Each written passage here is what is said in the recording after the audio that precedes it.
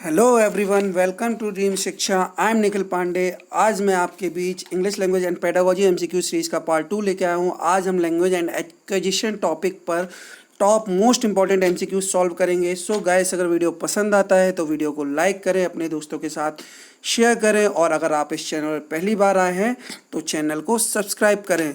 So guys, starting with the motivation of the day. Steve jobs has said, महान कार्य को करने का एक ही तरीका है, जो आप कर रहे हैं उसे पसंद करें। तो सो गाइस, अगर आप तैयारी कर रहे हैं तो उसे अच्छे से करते रहिए, आपको सफलता जरूर मिलेगी।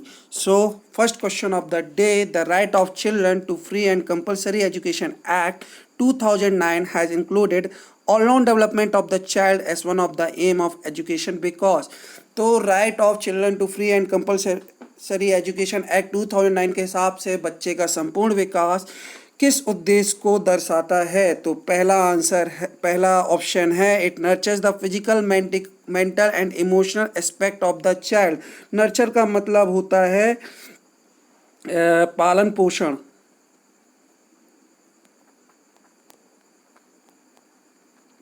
Okay, it ensure that every child is a part of a work force. ये बताता है कि प्रत्येक बच्चा किसी वर्क फोर्स या लेबर फोर्स का पार्ट है। Every child grows rapidly between 6 to 14 years. बच्चे तेज़ी से ग्रो करते हैं कब? 6 से 14 वर्ष पर। Proper health care is essential. Proper बच्चे की हेल्थ अच्छी होनी चाहिए। तो सो गाइस, ये सब ऑप्शन तो सही नहीं है, बट पहला ऑप्शन है जिसमें हम ऑलराउंड डेवलपमेंट की बात कर रहे हैं। इसमें पालन पोषण होना चाहिए, उसके फिजिकल, मेंटल और इमोशनल एस्पेक्ट सभी का। वो फिजिकली हेल्थ वाइज फिट होना चाहिए, मेंटली उसका दिमाग का पालन पोषण अच्छे से होना चाहिए, और उसकी फीलिंग्स को बहुत अच्छे से केयर मिलनी चाहिए, ताकि वो अपने आप को अच्छे से ग्रो कर सके। चलते हैं नेक्स्ट क्वेश्चन की तरफ। When young learners seems to lose interest in a lesson the teacher should. अगर बच्चा किसी टॉपिक पर या लेसन पर इंटरेस्ट लूज करता है या उसकी पसंद कम होने लगती है, तो उसको समय टीचर को क्या करना चाहिए? टेल अ स्टोरी और conduct an interesting activity. Ask them to sit quietly for some times. बच्चे को स्टोरी सुनानी चाहिए और अच्छी सी एक्टिविटीज़ करानी चाहिए, या तो उनसे कहना चाहिए कि भाई ask them to sit quietly for some times, उनसे कहना चाहिए कि आप शांत बैठें। Allow them to go out and play, उन्हें अलाउ करना चाहिए कि भैया आप जाएं और आराम से खेलें। Ask them to sleep for a while, या उन्हें परमिशन दे देनी चाहिए कि भैया आप सो जाएं। तो कौन सा ऑप्शन सही होगा? First option is the correct answer. हम बच्चे को अच्छी सी स्टोरी सुनाएंगे या फिर अच्छी सी क्लास में एक्टिविटी कराएंगे, ताकि उन लोग का जो उनका इंटरेस्ट लूज हुआ है वो वापस से रीजनरेट हो जाए, या वापस से हम उनका इंटरेस्ट अपनी तरफ खींच सकें। चलते हैं नेक्स्ट क्वेश्चन की तरफ। A teacher in class 2 show picture of some objects and then call out its name. What she is trying through this activity. So teacher है क्लास 2 की, वो एक एक्टिविटी करा रही है। उसमें वो क्या कर रही हैं कि पिक्चर शो करती हैं किसी ऑब्जेक्ट की, किसी भी चीज़ की पिक्चर्स दिखाती हैं, और फिर उसके बाद उनके नेम्स बताती हैं।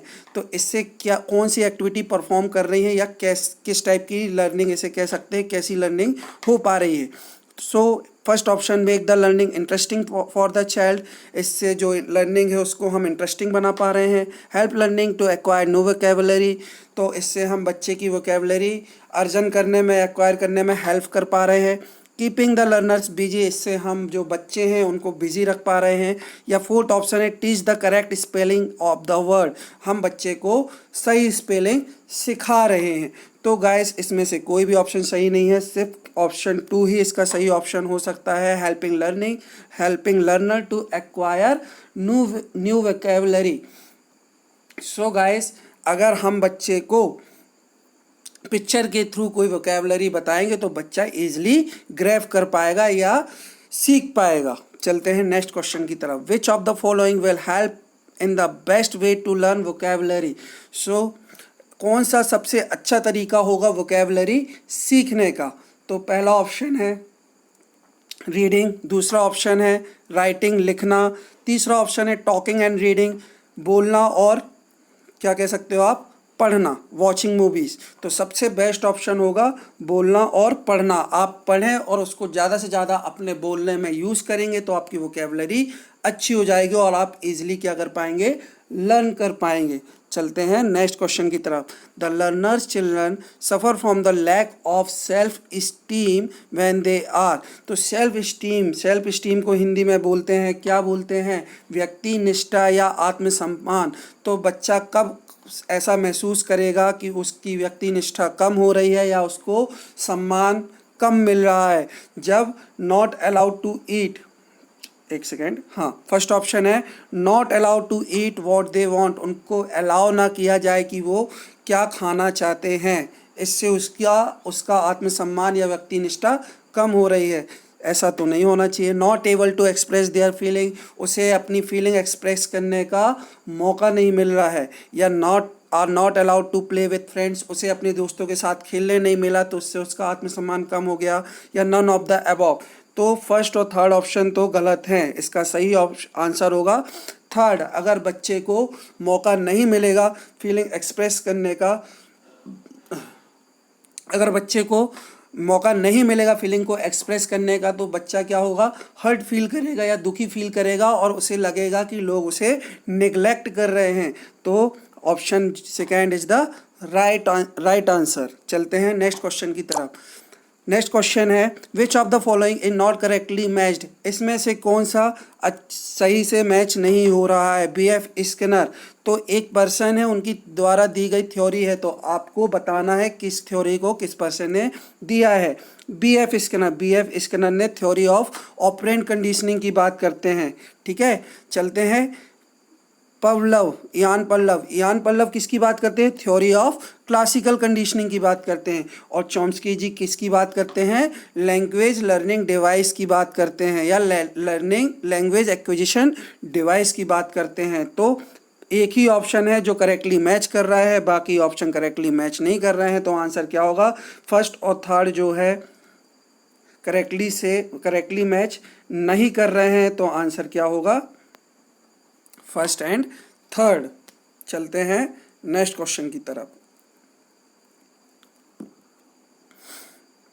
विच one of the theory based on the habit formation says that humans और any creatures give response due to stimulus और human learns due to stimulus.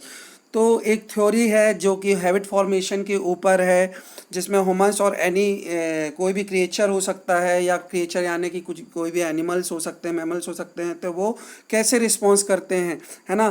तो इसकी जो बात की थी इयान पल्लव ने, है ना, क्लासिकल कंडीशनिंग में, जिसमें उन्होंने डॉग के साथ एक्सपेरिमेंट किया था कि बैल बचती है तो उसको खाना मिलता है, हड्डी मिलती है तो वो खा लेता है। तो इस तरीके की बात किसने की थी? क्लासिकल कंडीशनिंग की बात होती है, जो कि करते हैं इयान पल्लव, है ना, जो कि रिस्पॉन्स के साथ मीन्स वो घंटे को सुन के रिस्पॉन्स करता है। ठीक है, चलते हैं नेक्स्ट क्वेश्चन की तरफ। तो आंसर है क्लासिकल कंडीशनिंग, जो कि इयान पल्लव ने दी थी। Escape learning is based on. अब स्केप का मतलब होता है छुटकारा। क्या होता है मतलब? छुटकारा। ठीक है, तो स्केप लर्निंग का मतलब होता है छुटकारा। तो escape learning is based on, जिस शिक्षा से या जिस लर्निंग से छुटकारा मिल जाए वो कैसी शिक्षा होगी? सीधा सा आंसर इसका देखिए, नेगेटिव रिइंफोर्समेंट। इससे क्या आएगी? नेगेटिविटी आएगी, नेगेटिव रिइंफोर्समेंट कहेंगे इसको, है ना। तो इसका आंसर होगा नेगेटिव रिइंफोर्समेंट। चलते हैं नेक्स्ट क्वेश्चन की तरफ। State which is not true in context of learning and acquisition. कौन सी चीज़ लर्निंग और एक्विजिशन, है ना, अधिगम और अर्जन के कॉन्टेक्स्ट में क्या है? गलत है। एक्विजिशन मतलब अर्जन और लर्निंग मतलब अधिगम बोल सकते हो आप, है ना। तो कौन सी चीज़ लर्निंग और एक्विजिशन के कॉन्टेक्स्ट में गलत है? ठीक है ना। तो acquisition is a natural process. Acquisition जो है वो नेचुरल प्रोसेस है, बिल्कुल सही है। Learning is a continuous process. Learning जो है वो कंटिन्यूस प्रोसेस है, वो थ्रू आउट लाइफ चलती है ना। तो बात तो बिल्कुल सही है। Learning result in subject proficiency. अगर आपकी लर्निंग अच्छी होगी तो आप सब्जेक्ट में प्रोफिशिएंट हो जाएंगे, मास्टर होने लगेंगे धीरे धीरे। तो बात तो ये भी सही लगती है। बट एक्विजिशन जो हेल्प इन कॉग्निटिव एबिलिटीज़, अब किसी चीज़ को अर्जन करना है तो वो आपका संज्ञात्मक विकास करेगी, तो ये बात तो गलत है ना। कॉग्निटिव एबिलिटीज़ जो हैं वो सिस्टमेटिक लर्निंग के थ्रू अर्न की जाती है ना। ये धीरे धीरे मतलब आप धीरे धीरे सीखते हैं, है ना।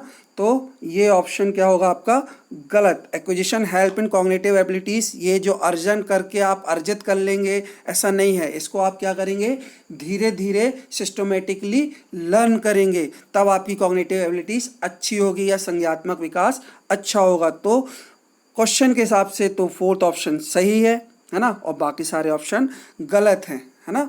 चलते हैं नेक्स्ट क्वेश्चन की तरफ। Teacher do not give the meaning of new words to learner directly because, जो टीचर है वो बच्चों को डायरेक्ट मीनिंग नहीं दे रहा है, लर्नर को, जो बच्चे हैं उनको डायरेक्ट मीनिंग नहीं बता रहे हैं। क्यों नहीं बता रहे हैं, इसका रीज़न क्या होगा। First, learner do not like to be given the meaning of the words, तो बच्चे ऐसे इतने लायक नहीं है कि उनको हम मीनिंग बताएं, है ना। तो ऐसा कुछ नहीं होता है। सेकेंड ऑप्शन है it prevents the learner from discovering the meaning through puzzling out using clues, तो इट प्रिवेंट्स लर्नर, इससे बच्चे क्या हैं बचाएगा ये बच्चों को, ताकि वो क्या करेंगे मीनिंग डिस्कवर ना कर पाएँ या खोज ना पाएँ, तो ये भी बात क्या हो गई गलत हो गई। Third option, learners already know the meaning of word, अब बच्चों को अगर पहले से पता होता तो हम मीनिंग वर्ड्स पढ़ाते क्या। तो इसमें बोलना है कि बच्चों को पहले से पता है कि क्या learner already know the meaning of word, कि उनको मीनिंग क्या होगी, तो ये बात भी गलत हुई। तो वोकैबुलरी विल नॉट बी अनरिच्ड, तो सॉरी मैंने सेकेंड ऑप्शन ढंग से नहीं पढ़ा था। It prevents the learner from discovering the meaning through puzzling out using clues, अगर बच्चों को अगर डायरेक्ट मीनिंग बता दी जाएगी तो क्या होगा कि उसकी जो मीनिंग है जो वो डिस्कवर कर सकते हैं, जो उनमें खोज डिस्कवरी करने का फाइंड करने की जो कैपेबिलिटी है वो कम हो जाएगी, और वो डायरेक्ट एजुकेशन डायरेक्ट मेथड पे अप्लाई हो जाएगी, है ना। तो डायरेक्ट मेथड टीचिंग का कभी भी सही नहीं होता है, बच्चों को मौका देना चाहिए कि वो मीनिंग फाइंड करने की या कुछ सीखने की कोशिश करें। तो इट प्रिवेंट्स द लर्नर, इससे बच्चे क्या होंगे मीनिंग डिस्कवर करने में कैपेबल नहीं हो पाएंगे, तो उनको खोजने का मौका देना चाहिए कि वो पजल किसी तरीके से मीनिंग को खोजने की कोशिश करें या मीनिंग फाइंड करने की कोशिश करें, है ना। तो ये रीज़न है, इसलिए टीचर डायरेक्ट नहीं बताते, जब उनको लगता है कि बच्चे नहीं कर पा रहे हैं तो उनको हेल्प करते हैं, ठीक है। सो गाइस आज के लिए इतना ही, थैंक यू। अगर वीडियो पसंद आया है तो वीडियो को लाइक करें और अपने दोस्तों के साथ शेयर करें। चलते हैं, आज के लिए इतना ही, थैंक यू।